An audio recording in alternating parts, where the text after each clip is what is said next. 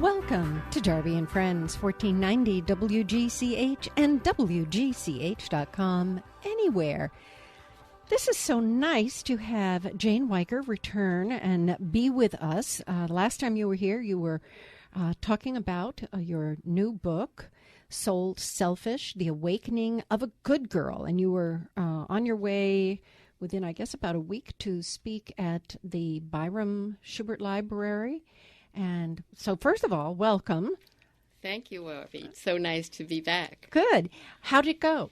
It went so well. Good. Really, it's such a beautiful library, and Miguel is such a welcoming host, and many people came and were so interested and asked many questions, so it was a beautiful interaction. Good. Do you find that your audience is predominantly female, or do you get both men and women? It is predominantly female, but that often women will bring their mates or their children or young children, when I say young adult children, because they want them to learn these things early in their lives. Right. I brought my copy, thank you, that you gave me, and as I was reading it, there were certain things that jumped out to me that were not so particular to you, Jane, who you are, but the universal thing that happens to many women. I won't say all, but many. And the first one that struck me was you were at Cornell College, and you're at your sorority, and this young man who ends up becoming your husband-to-be, Werner, often came to the sorority house to play bridge, an activity that did not interest me. That just leapt off the page. Werner and I often chatted and flirted, and soon we began to date. How often women will engage, become friendly with someone who may not, in fact, really be sharing in common interests. But do you think, a biological need? Is it sociological, that we must have the boyfriend, we must find the mate? Well, I think there's more to it than interests. Interests, of course, common interests help, and there are many ways in which actually we did have common interests, bridge, which is not one. But I think it is energy, that some people are more tuned into the energy that you are. Like if I were with a person who were very aggressive, it would feel very uncomfortable to me. Or we may choose people who like to be in the same places. Both of us like the country more than the city. Both of us like the same music. We enjoyed the same foods. We enjoyed many of the same people. So that I think it is important that there be commonality, but there can't be commonality in all things and in all interests. Looking back, not that we can change anything, but do you think because you got married at the end of, right after you graduated, that if you had waited and maybe had a career without being married, it might not have ended up in marriage? Well, I think that we need to take the context of time. Now, I see you're going right to my next thing, which is that's the pressure that was on everyone. Well, when I was in college, when I graduated in 1956, and at that time, the norms were not that women went to work. The norms were that women got married and had children. And there was a sense of dependency, so that what we did was we went from the dependency of our families to the dependency of our marriages. And it wasn't until the 60s that women's lib even began. And so I had children. I had 3 or 4 children before women's lib was even a big issue in our culture. Right. So I think that so much depends upon the time in which we're born and the cultures in which we're raised. Right. I remember when I was heading off to college, my father took me aside and he said, I don't care about your grades, because basically they're only going to want to know, where did you graduate? Not what that course or this course. He said, please don't just get an MRS. That's wonderful. Well, you must have gone to school much later than I did. Well, but culturally, many of my friends were not seeing the value of getting a degree, but just to go to find the person who would give them the MRS. I mean, we had tons who were getting married sophomore year. Really? Yeah. No, I had every intention of graduating, and I became a teacher, which I loved, but did marry a year later and had children, my first child a year after that. And it was very common at that time. And I think that women are so much more grounded today in learning how to take care of themselves and knowing what they want to do and who they want to be, and able to support themselves so they don't begin a relationship in a financially dependent situation, because that makes them emotionally dependent. Right. So marriage is not the panacea. Marriage is not the panacea.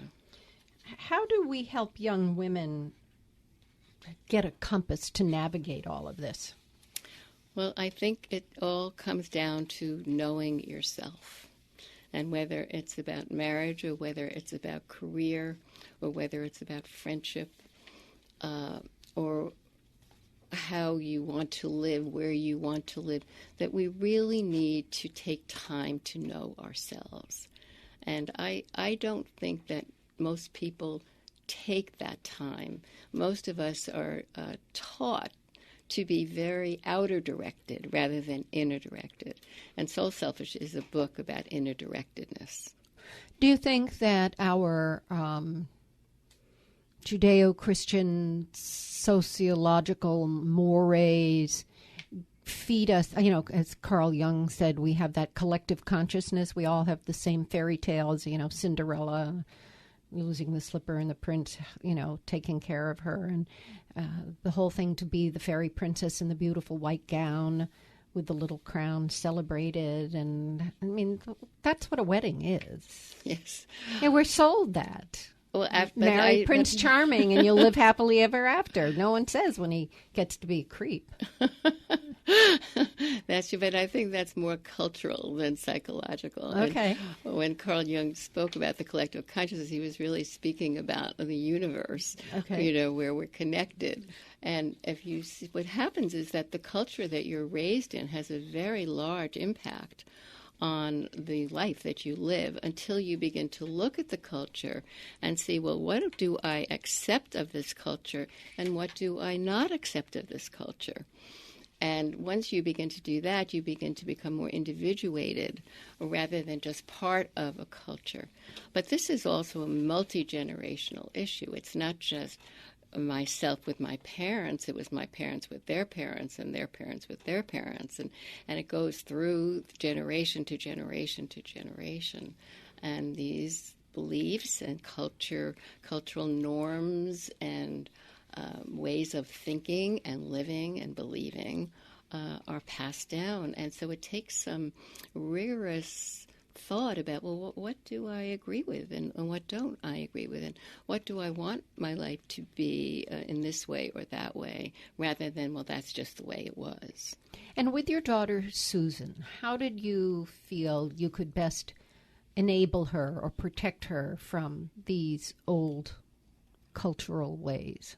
Well, I think my life did. The fact that I realized that I made a mistake, and I made a mistake to marry the person I married, although he offered me many wonderful gifts in this life, including 4 children and much worldly experience that was extremely enriching, that I modeled to all of my children as I got older. I started this process when I was into the marriage 13 years. So the children were 12 and 10 and 7 and 5. Mm-hmm. So they were pretty young, but still they had that background of unconscious mother as well as conscious mother. But I encouraged them, as I began to learn about myself, to ask them about themselves. And I gave them a lot of freedom. And I don't believe in the adage that parents know best. I don't almost dropped the book on that one. All right. I think parents always do the best they can. And okay. I think that they they want to protect their children, and they want their children to be happy and successful. But that my experience in being a parent educator is that there's far too much control and far too little listening. Mm-hmm. And I believe that it's important to teach children how to take care of their health, to take care of their school responsibilities, to learn to be socially graceful and respectful, and to be kind and loving to other people as you would want them to be to you. But when it comes to talents and interests and personality traits, these are born within each child, and they're special to each child. And it's like their spiritual DNA. Mm-hmm. And I think as a parent learns to listen to that and allow their children to do their own directions and take up their own interests and be their own personalities, then those children learn how to be themselves earlier in life and have much less undoing to do than I had, where so much was put on me and not coming from me.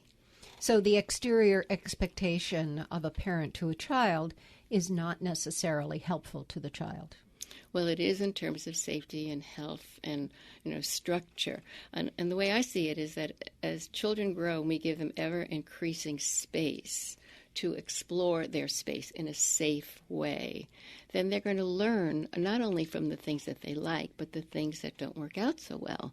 And then they're going to learn with our parent support how to manage those mistakes and how to deal with them and how to roll through them and how to go on to make better decisions. But that we need to allow our children the space to explore themselves. You have a line in the chapter called Going Inward. Those moments in that room changed my life forever. Nothing seemed as compelling as reopening those painful memories that I believed I could never endure. I now understood the enormous impact of carrying my dad's beliefs inside of me since adolescence, and that my sexuality was bad and that I would never amount to anything in the world. My need to be loved as the good girl he wanted me to be was a tragedy at my own expense. Whoa. Whoa. Whoa. There was a great deal of undoing and a great deal of pain to release that, to have my dad, who I loved so much, be so antagonistic to me as a budding adolescent with a beautiful body that I wanted to enjoy and honor, to see it as something so dangerous and wrong and bad. Do you think he was just worried about you? Oh, definitely. And didn't know how to explain it to you? Definitely. I think he was terrified. I would think that he had his own sexual concerns about himself or sexuality in general. I don't know. Mm-hmm. But I know that he wanted me to be safe and happy. And just as he wanted me to go to Cornell because he thought I would be safe and happier there. But he wasn't a person who knew how to listen or to be respectful. Oh, I have to go to break. We never stop talking, Jane. You're listening to Darby and Friends, 1490 WGCH and WGCH.com, anywhere.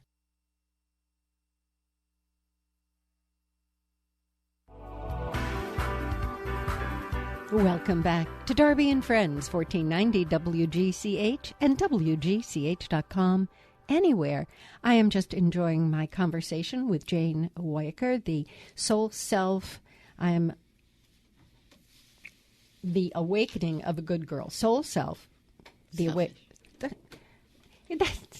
I don't know why I have my glasses on. I should be able to do that. Soul selfish. The awakening of a good girl, Jane Wyker. You know what it is. I'm already thinking of the next thing I want to ask you. And so my brain and mouth are not working together. But we've been talking about the journey, which I think that you share your journey, which of course is very personal and very specific to you. But there's a universal thread that women go through that you touch on. When you're talking about your first husband, the issues of, To me, it seemed like communication, just being at different places, maybe, or his inability to hear you. Would that be fair? I don't think so. Okay. I think that he was raised in a German family. We lived at a time where the patriarchy was even stronger than it is today. And he was very self-interested, and he was very happy with the support that I gave him and the structure I gave him and the home life that I gave him and the children that we shared. But he wasn't really interested in the internal life, and he wasn't emotionally sharing. He wasn't intimate. He was more intellectual and more driven in terms of worldly success. So I felt very lonely in that marriage. And while as I explained, I experienced so many wonderful worldly experiences that I would never have had and treasure to this moment, that as I became more invested in my inner life, the distance between us was more and more obvious to me. Mm-hmm. And I don't think that it was intentional on his part. It was just who he was as in relation to who I am, and we were just very, very different in that way. Mm. It also seems as though there are voices of childhood that you seemingly worry that trying to think of the right way of putting this, your mother was removed from you in a certain way, that you almost blame yourself. No, I didn't blame myself. I just knew that as I became more and more in tune with myself, which is really the purpose of this book, for people to become in tune with themselves so they can make choices that meet them rather than choices that don't meet them. And as I became more and more in tune with myself, I saw that he was not I would make requests which I before did not make. I wasn't able to make those requests. So I would make requests for myself, or I would want his attention, or I'd want to talk about things that were more important to me. And he was very self-absorbed in his life, in his way, and which was interesting and wonderful, but not meeting me. Mm-hmm. And so your needs were unmet. My needs were unmet. My emotion, my inner needs were not met. There's a line at the last paragraph in the chapter Going Inward. Release felt better than fear, and risk was better than paralysis. I could see glimmers of light, the beginnings of new version of myself. Even though I wavered between fear and optimism, I knew there was no turning back. Yes. Was it that powerful? Very powerful. I think that once we become sufficiently connected inside, that we have no choice but to be ourselves. And that's a beautiful feeling. And the fear is there because it's a very unknown territory. But it takes courage, but that's what courage is. It is moving ahead with the fear. And then you started to explore that more deeply, and you were, I guess, living in the Rye area, mm-hmm. living in Rye, and you were close to Wainwright House. Yes. Tell us about that part of your journey. Well, Wainwright House is a human resource center, and when I was there, it was very active, and people like Deepak Chopra were there, and it was just a very rich place. I haven't followed it up lately, so I don't know where it is right now. But it was a wonderful resource for me to continue my inner journey, and I met a wonderful Jungian analyst there. And I was so taken with him that I immediately called him. And I had my first Jungian session, which was all about dreams. And it opened up a whole new world. The dreams is a whole new world to explore. And I found it very valuable, very valuable. And the very first session I had, it was a very simple dream, and it was that I was the passenger and Werner, my husband, was the driver, and that was the dream. And when I left the room 45 minutes later, I realized that I wasn't living my life, I was living his. And that was a very powerful, yes, very, very powerful insight. Now there's another where it gets very, the title is very lighthearted. Puppies. Mm-hmm. Tell us about puppies. Well, puppies is one of my favorite stories. I had a Yorkshire Terrier that came about because my son wanted one. And he asked me if he could have one when he was, I believe, 7. And I told him he could have one when he was 10. And I, of course, forgot all about it. And when he was 10, on his 10th birthday, he came to me and he said, "So can I have it?" And I said, "Can you have what?" Uh-oh. And he said, "The puppy you promised." And I felt so sad that I had just passed that off, and it lived in his little heart for years. And, of course, we went and we got a puppy. And the puppy was beautiful. His name was Clyde. And then a year later, we got a female puppy. And before I realized it, the puppies had puppies. Just what you needed. Yeah, 4 of them. And it was really a joy. For 6 or 8 weeks, we had to take care of them, and the kids were so happy, and it was such a fun time. But I knew we could not do this forever, so we allowed them to have one. That they could choose one, and then that meant you had 3 dogs? Then we would have 3 dogs, but we were not going to have 6. No. So what happened was that my husband's somebody that he worked with wanted one. And she came to the house, and she was wearing a jacket, and she took one puppy, and she put the puppy under her lapel, and she rushed out the door. And within a moment, Lizzie, the mother dog, knew that her puppy was gone. Oh, my gosh. And without exaggeration, she ran around the house, upstairs, downstairs, into the kitchen, under the beds, into the closets, into the living room, into the den, into the next bedroom, into the next bathroom, and did not stop until she was absolutely exhausted. Hours later, I tried to pick her up. She couldn't. She'd just jump out of my hands to keep running. Well, I stayed up with her all night that night. And I stroked her, and I stroked her, and we were on the playroom floor, and I just stroked her, and I stroked her, I stroked her, and she laid on her belly, eyes wide open the whole night. And I realized something so important that night, that my children are not my children. They're there to me to take care of for a period of time, much longer than she had to take care of hers. But that they will leave, and that was really important to remember, that they're just in my care for a short time, and then they will leave. And it changed my whole thinking about parenting. I would think so, yeah. That I knew from that moment on that this was a temporary thing, that I would go through stages with them, and I'd go through stages with myself, and that they would go their way, and that I would go mine. But unlike the puppy, that they would be connected to me. And be able to come home. And be able to come home, and I'd be able to visit with them, but that they would go and do their own life in their own way.